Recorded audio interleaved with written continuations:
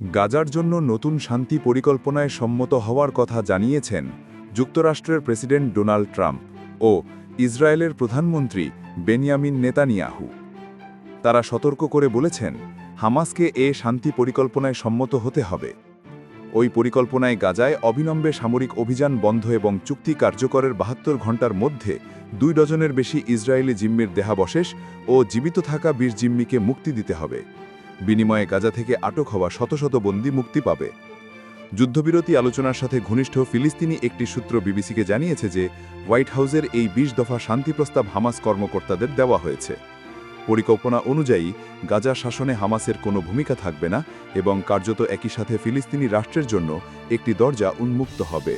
এক সংবাদ সম্মেলনে ট্রাম্প এই পরিকল্পনাকে শান্তির জন্য একটি ঐতিহাসিক দিন হিসেবে উল্লেখ করেছেন। তবে তিনি বলেছেন, হামাস এ পরিকল্পনা গ্রহণ না করলে সংস্থাটির হুমকি নির্মূলের কাজ শেষ করতে নেতানিয়াহু যুক্তরাষ্ট্রের সমর্থন পেতে থাকবেন।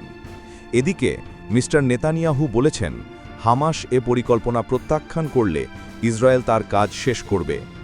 ইসরায়েলের দখলে থাকা পশ্চিম তীর শাসন করা ফিলিস্তিনি কর্তৃপক্ষ যুক্তরাষ্ট্রের প্রেসিডেন্টের উদ্যোগকে আন্তরিক হিসেবে অভিহিত করেছে। এক বিবৃতিতে তারা গাজা যুদ্ধ অবসান, গাজায় পর্যাপ্ত মানবিক সহায়তা দেয়া এবং জিম্মি ও বন্দীদের মুক্তির জন্য যুক্তরাষ্ট্র আঞ্চলিক দেশসমূহ ও অংশীদারদের সাথে একত্রে কাজ করার অঙ্গীকার পুনর্ব্যক্ত করেছে। প্রস্তাবটি অনুসরণ করা হলে এর শুরুটাই হবে সামরিক অভিযান বন্ধের মাধ্যমে। প্রস্তাবে আরও বলা হয়েছে, সেনা প্রত্যাহারের সব শর্ত পূরণ না হওয়া পর্যন্ত বর্তমান যুদ্ধক্ষেত্র স্থগিত অবস্থায় থাকবে। মিস্টার ট্রাম্পের পরিকল্পনা অনুযায়ী হামাস তার অস্ত্র সমর্পণ করবে এবং গাজায় এর টানেল নেটওয়ার্ক ও অস্ত্র উৎপাদন স্থাপনা ধ্বংস করবে। যেসব ইসরায়েলি জিম্মির দেহাবশেষ দেয়া হবে তার প্রতিটির বিনিময়ে ইসরায়েল ১৫ জন করে গাজার নিহত মানুষের দেহাবশেষ হস্তান্তর করবে। এছাড়া পরিকল্পনায় বলা হয়েছে, উভয় পক্ষ প্রস্তাবে সম্মত হলে অবিলম্বে গাজায় পূর্ণ মানবিক সহায়তা পাঠানো হবে। যুক্তরাষ্ট্র এই পরিকল্পনায় গাজার ভবিষ্যৎ শাসন কেমন হবে তারও একটি রূপরেখা দিয়েছে। এতে বলা হয়েছে, একটি টেকনোক্র্যাট অরাজনৈতিক ফিলিস্তিনি কমিটি সাময়িকভাবে গাজা শাসন করবে আর এর তদারকি করবে নতুন একটি আন্তর্জাতিক অন্তর্বর্তীকালীন সংস্থার মাধ্যমে। ট্রাম্পের নাম দিয়েছেন বোর্ড অফ পিস, যা তার নেতৃত্বেই হবে। সাবেক ব্রিটিশ প্রধানমন্ত্রী স্যার টমি ব্লেয়ারও এ পরিকল্পনার অংশ হবেন। তিনি এই পরিকল্পনার প্রশংসা করেছেন। ব্রিটিশ প্রধানমন্ত্রী স্যার কিয়ের স্টারমারও এ পরিকল্পনাকে স্বাগত জানিয়েছেন এবং পরিকল্পনাটি বাস্তবে রূপ দিতে একযোগে কাজ করার কথা বলেছেন। হামাসের এখন এই পরিকল্পনায় সম্মত হওয়া এবং অস্ত্র সমর্পণ ও সব জিম্মির মুক্তি দিয়ে দুর্ভোগের অবসান করা উচিত বলেছেন তিনি। ইউরোপিয়ান কাউন্সিলের প্রেসিডেন্ট অ্যান্টোনিও কস্তা বলেছেন, প্রস্তাবটির প্রতি নেতানিয়াহুর ইতিবাচক প্রতিক্রিয়ায় তিনি উৎসাহিত হয়েছেন। এখন সব পক্ষকেই সুযোগ কাজে লাগাতে হবে। ফ্রান্সের প্রেসিডেন্টও ট্রাম্পের পরিকল্পনাকে স্বাগত জানিয়ে বলেছেন, যুদ্ধ অবসান ও জিম্মি মুক্তির প্রচেষ্টায় ভূমিকা রাখতে তার দেশও প্রস্তুত আছে। নতুন পরিকল্পনা অনুযায়ী প্রত্যক্ষ, পরোক্ষ কিংবা অন্য কোনোভাবেই গাজা শাসনে হামাসের ভূমিকা থাকবে না।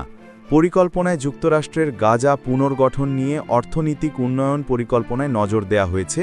এতে বলা হয়েছে, ইসরায়েল গাজা দখল বা সংযুক্ত করবে না এবং ওই ভূখণ্ড থেকে তাদের বাহিনী সময়ের পরিক্রমায় প্রত্যাহার করবে। মিস্টার ট্রাম্প তার আগের বিবৃতি থেকে সরে এসেছেন। এতে বলা হয়েছে, ফিলিস্তিনিদের গাজা ছাড়তে বাধ্য করা হবে না। নতুন পরিকল্পনায় বলা হয়েছে, আমরা জনসাধারণকে থাকতে উৎসাহিত করব ও তাদের জন্য আরও উন্নত গাজা গড়ে তোলার সুযোগ দেয়া হবে। এই পরিকল্পনাটি কার্যত একটি ফিলিস্তিনি রাষ্ট্রের দরজা উন্মুক্ত করবে। একটি সূত্র বিবিসিকে জানিয়েছে যে কাতার এবং মিশরের কর্মকর্তারা হোয়াইট হাউসের পরিকল্পনা হামাসের কর্মকর্তাদের কাছে হস্তান্তর করেছেন। এর আগে একজন হামাস কর্মকর্তা বিবিসিকে বলেছিলেন যে যুদ্ধ অবসানে তারা যে কোনো প্রস্তাব পর্যালোচনা করে দেখবেন। তবে তারা ফিলিস্তিনি স্বার্থের সুরক্ষা, গাজা থেকে ইসরায়েলি সেনার পূর্ণাঙ্গ প্রত্যাহার ও যুদ্ধ অবসানের উপর জোর দিয়ে আসছেন। অস্ত্র সমর্পণের বিষয়ে ওই কর্মকর্তা বলেছেন, এই ইস্যুটি নিয়ে রাজনৈতিক সমাধানের একটি কাঠামোর ভেতর থেকে আলোচনা হতে পারে, যেখানে ১৯৬৭ সালের সীমানা রেখে একটি স্বাধীন ফিলিস্তিন প্রতিষ্ঠার নিশ্চয়তা দেবে। জাতিসংঘ সাধারণ পরিষদের অধিবেশনে কয়েকটি পশ্চিমা দেশের ফিলিস্তিন রাষ্ট্রকে স্বীকৃতি দেওয়ার বিষয়ে নেতানিয়াহু আক্রমণ করে বক্তৃতা দেওয়ার কয়েকদিনের মধ্যেই নতুন পরিকল্পনাটির ঘোষণা দেয়া হল। মিস্টার ট্রাম্প দ্বিতীয় মেয়াদে ক্ষমতায় আসার পর নেতানিয়াহুকে সমর্থন দিয়ে আসছেন, তবে ইসরায়েলের সাম্প্রতিক কিছু পদক্ষেপে তিনি হতাশা প্রকাশ করেছেন। বিশেষ করে কাতারে হামাস নেতাদের উপর ইসরায়েলি হামলায় তিনি ক্ষোভ প্রকাশ করেছেন। সোমবারের সংবাদ সম্মেলনের আগে মিস্টার নেতানিয়াহু কাতারের প্রধানমন্ত্রীকে ফোন করে ওই হামলার জন্য দুঃখ প্রকাশ করেন। ইসরায়েলের অভ্যন্তরে 2023 সালের 7 অক্টোবর হামাসের হামলায় 1200 মানুষ নিহত হয়। হামাস 251 জনকে সেখান থেকে জিম্মি করে নিয়ে যায়। জবাবে গাজায় ইসরায়েলের সামরিক অভিযানে এ পর্যন্ত কমপক্ষে 66,000 মানুষ নিহত হয়েছেন বলে হামাস পরিচালিত স্বাস্থ্য মন্ত্রণালয় জানিয়েছে। জাতিসংঘ সমর্থিত একটি সংস্থা সম্প্রতি গাজায় দুর্ভিক্ষ হতে যাচ্ছে বলে নিশ্চিত করেছে। এর আগে জাতিসংঘ একটি তদন্ত কমিশন বলেছে ইসরায়েল গাজায় গণহত্যা সংঘটিত করেছে, তবে এ অভিযোগ ইসরায়েল প্রত্যাখ্যান করেছে।